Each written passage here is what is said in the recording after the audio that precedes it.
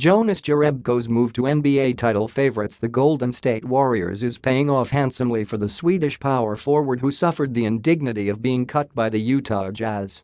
The 31-year-old capped his revenge by rocking the Jazz with a late basket to give the Warriors a memorable 124-123 victory on his return to Salt Lake City on October 19, celebrating wildly in front of the Utah bench for good measure. "I know that I have a lot to give, I want to play, and I can play," he told Reuters in an interview.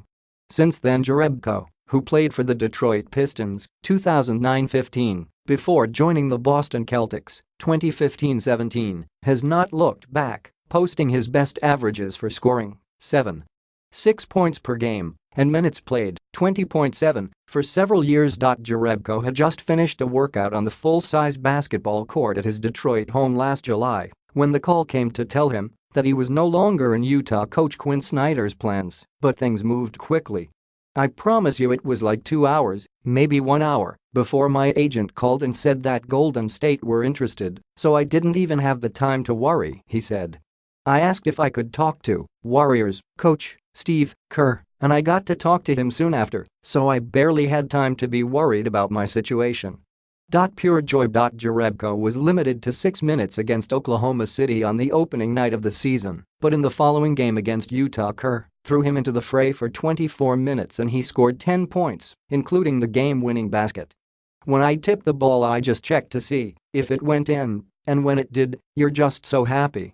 It probably wouldn't have made any difference if it was Utah or the Lakers or Oklahoma, it was just pure joy about winning the game," he said. "But 10 minutes after, I thought to myself, damn, it was nice to do that against Utah. Really, though, in the moment it was about winning the game with my new team, and tipping the ball in myself was the icing on the cake." The game-winning basket may have helped cement Jerebko's reputation in a team of big names such as Stephen Curry, Klay Thompson, Draymond Green and Kevin Durant, but the Swede said he had felt at home since day one in Oakland.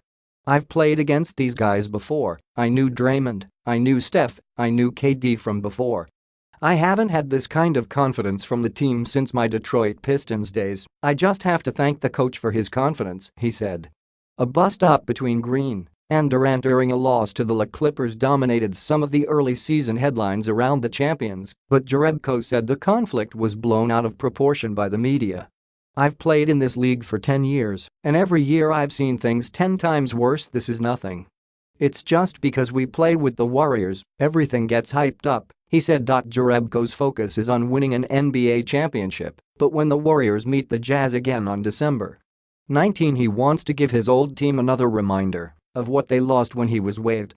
"It's going to be fun to go back. I want to beat them again, and I want to show them that it was a big mistake to let me go," he said, laughing.